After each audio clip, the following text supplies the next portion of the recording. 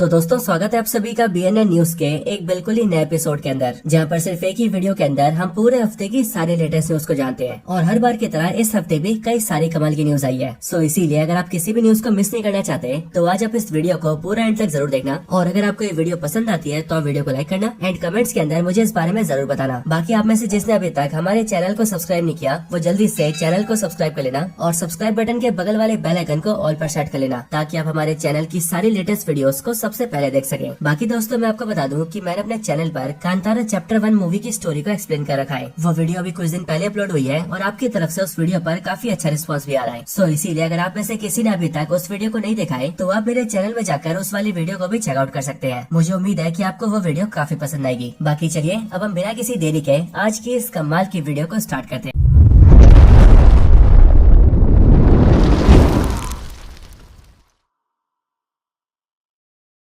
तो चलिए सबसे पहले बात करते हैं मार्वल की न्यूज के बारे में। एंड मार्वल से इस वीक सबसे पहली खबर है एवेंजर्स डूम्सडे को लेकर। अब एक्चुअली में बात यह है कि मार्वल स्टूडियोज वाले एवेंजर्स डूम्सडे का फर्स्ट लुक लाना चाहते हैं और इस बात के चांसेस काफी ज्यादा है कि वो फर्स्ट लुक हमें इसी साल देखने को मिल सकता है। यहाँ तक कि मार्वल स्टूडियोज की तरफ से ऐसे रूमर्स भी बाहर आ रहे हैं कि इस साल के दिसंबर महीने में जो अवतार की fire and ash movie release हो रही है, उस मूवी के रिलीज के साथ ही मार्वल स्टूडियोज वाले एवेंजर्स डूम्सडे का फर्स्ट लुक अटैच कर सकते हैं। यानी कि अक्सर आपने ऐसा देखा होगा कि जब भी आप थिएटर में मूवी देखने जाते हैं तो उस मूवी से पहले हमें किसी और दूसरी मूवी का ट्रेलर या टीजर दिखाया जाता है। सो अब यही वाला काम मार्वल स्टूडियोज वाले अवतार 3 के साथ करना चाहते हैं एंड वो थिएटर्स के अंदर अवतार 3 मूवी चलने से पहले एवेंजर्स डूम्सडे का फर्स्ट लुक दिखाना चाहते हैं। अगर आपको याद हो तो मार्वल ने इससे पहले ऐसा किया था स्पाइडरमैन नो वे होम के अंदर, क्योंकि जो भी लोग स्पाइडरमैन नो वे होम को थिएटर्स में देखने गए थे उन सभी लोगों को वहाँ पर doctor strange in the multiverse of madness का टीजर दिखाया गया था। बाकी दोस्तों इसके अलावा रूसो ब्रदर्स जो की एवेंजर्स डूम्सडे के डायरेक्टर है, उन्होंने अपने इंस्टाग्राम पर ये वाली फोटो भी शेयर करी है एंड ये वाली फोटो एवेंजर्स डूम्सडे के सेट से ली गई है। सो इसीलिए अगर आप सभी को इस फोटो में कोई हिडन डिटेल्स दिखती है तो आप उस बारे में कमेंट्स में जरूर शेयर करना। बाकी दोस्तों मेरा मानना तो यही है कि डायरेक्टर्स ने ये फोटो सिर्फ प्रमोशन के लिए शेयर करा है। बाकी इसके आगे बात करें एवेंजर्स डूम्सडे में दिखने वाले कैरेक्टर्स की,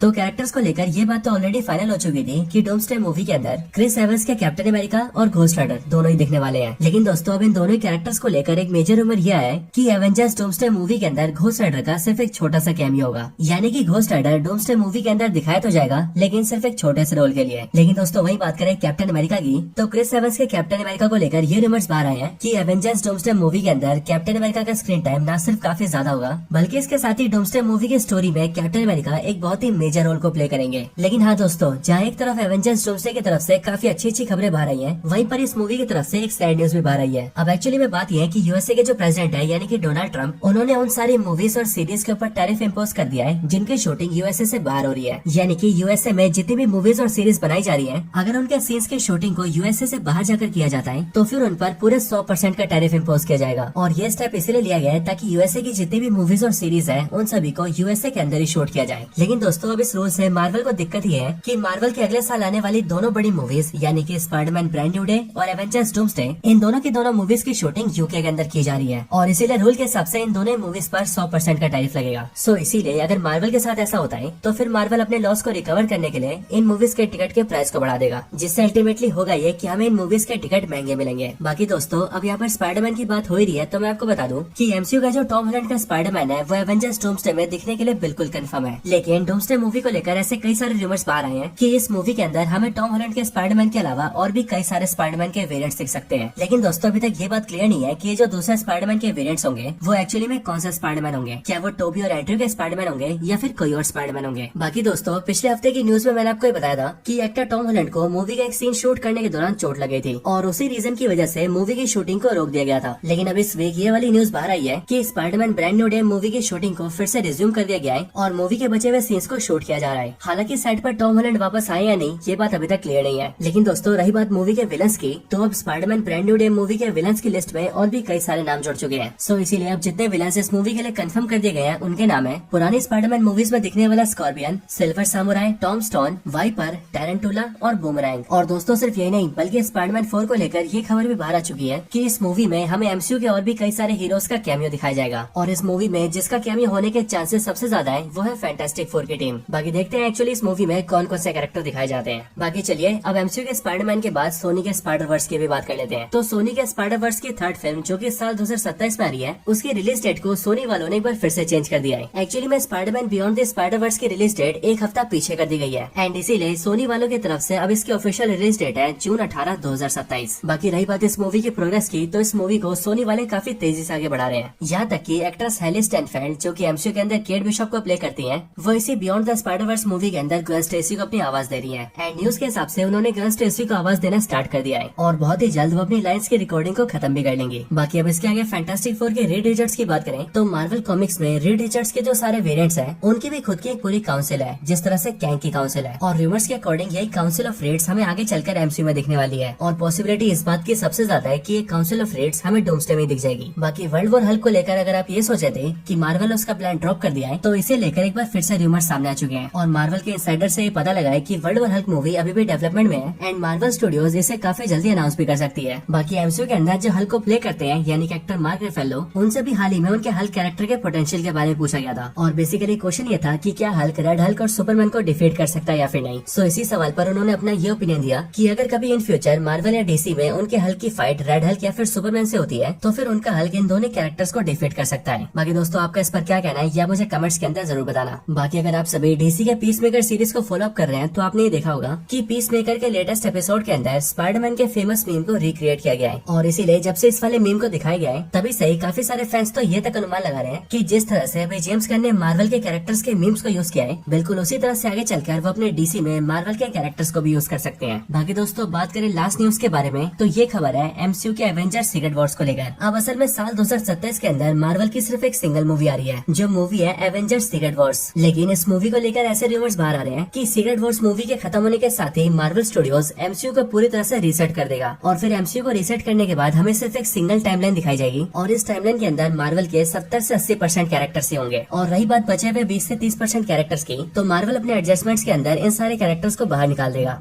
लेकिन हाँ, कौन कौन से कैरेक्टर्स को एमसीयू में रखा जाएगा और किन्हें एमसीयू से बाहर निकाला जाएगा, इस बात का पूरा फैसला फैन सर्विस के बेसिस पर किया जाएगा। अब आपने एमसीयू की मूवीज और सीरीज के अंदर ये देखा होगा कि इनके अंदर कई सारे ऐसे हीरोज और विलन्स हैं जो कि मार्वल के फैंस को कभी पसंद नहीं आए। एग्जांपल के लिए मार्वल फैंस को शी हल्क, इको और रिरी विलियम्स जैसे कैरेक्टर्स कभी पसंद नहीं आए। सो अब इसीलिए सीक्रेट वॉर्स के बाद जब एमसीयू वाले एडजस्टमेंट करेंगे, तो मार्वल इन जैसे सारे कैरेक्टर्स को एमसीयू से बाहर निकाल देगा। लेकिन वहीं दूसरी तरफ मार्वल फैंस को हेला, अल्ट्रॉन और इस तरह के कई सारे कैरेक्टर्स काफी पसंद आए थे और फैंस ये चाहते थे कि या तो इन कैरेक्टर्स को मार्वल में मारा न जाए या फिर इन्हें फिर से बुलाया जाए। सो इसके लिए मार्वल स्टूडियोज वाले इन जैसे सारे कैरेक्टर्स को एमसीयू में वापस लेकर आएंगे और फिर उसके बाद केविन फाइगी मार्वल की उन्हीं सारी स्टोरीज पर काम करेंगे जैसे स्टोरीज मार्वल फैंस देखना चाहते हैं, यानी कि 100 के 100% फैन सर्विस। बाकी दोस्तों मार्वल के इस वाले स्टेप पर आपका क्या कहना है या मुझे कमेंट्स में जरूर बताना। एंड अगर आपको ये वीडियो पसंद आई हो तो आप वीडियो को लाइक करना और वीडियो को शेयर करना चाहते हैं तो शेयर भी कर देना। बाकी मैं आपसे मिलता हूँ ऐसे किसी और बेहतरीन वीडियो में, तब तक के लिए गुड बाय।